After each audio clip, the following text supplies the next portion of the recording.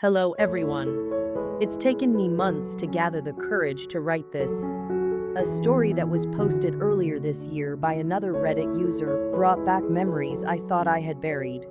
My wife and therapist have been encouraging me to share my past, saying that my story could help others feel less alone and give hope that things can get better. So here I am, sharing my darkest moments. I apologize if my storytelling seems rushed or if my grammar slips. These memories still hold a heavy darkness over my mind, and I just need to get this out. Let's go back about 15 years. I was a 20-year-old college student, filled with promise and ambition. I was in my final year, preparing for law school or business school. My life seemed perfect from the outside.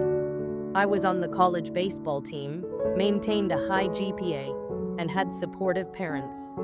Our extended family was a close-knit group of professionals in business and law, who gathered often for holidays and celebrations.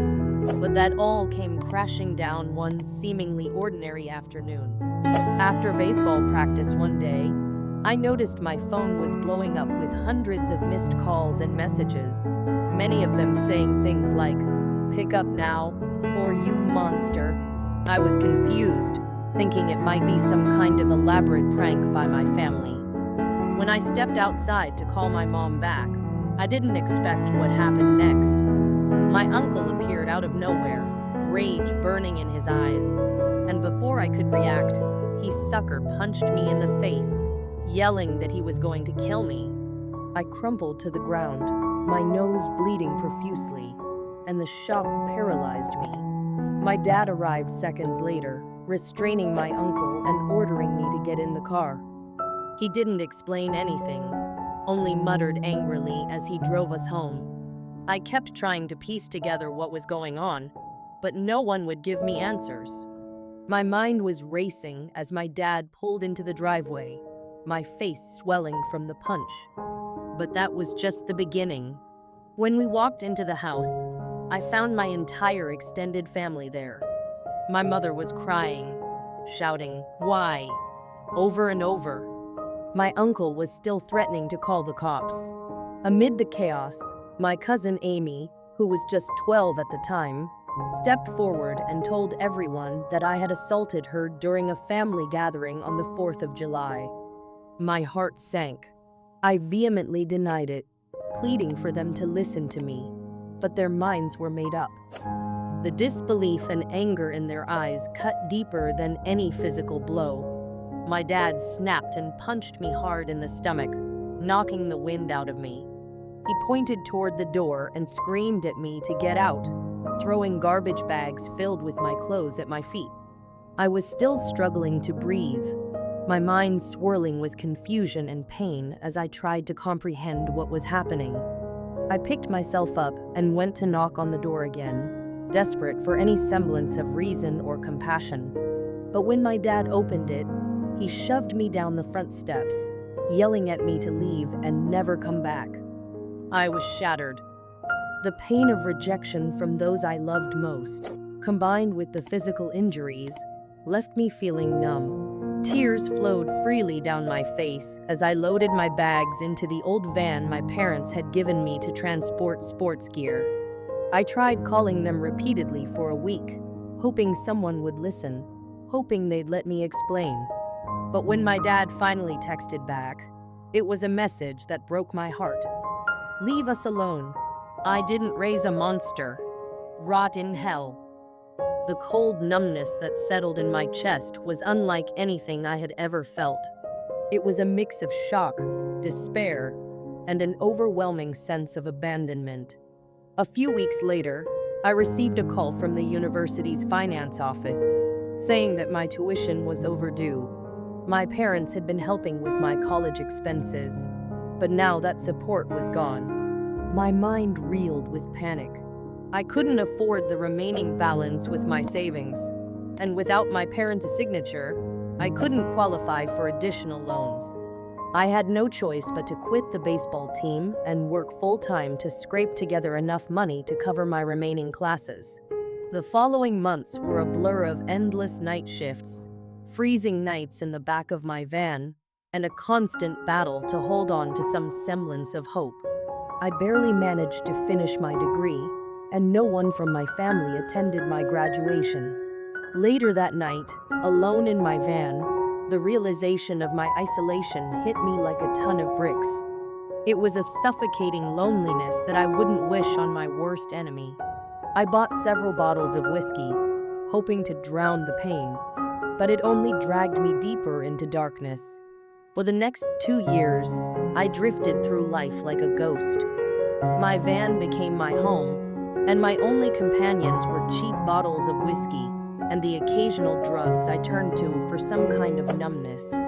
I avoided people, especially children, terrified of the accusations that had turned my world upside down. I moved from one low-paying jobs to another, never staying in one place for too long. Summer days scorched me in the van, and winter nights nearly froze me to death. The isolation, the shame, and the endless loop of self-blame tore at my sanity. Eventually, my van broke down for good. The engine died, and with it, my last bit of shelter against the elements. That night, I decided I couldn't go on anymore. I found myself on the roof of an old apartment building, staring down at the streets below.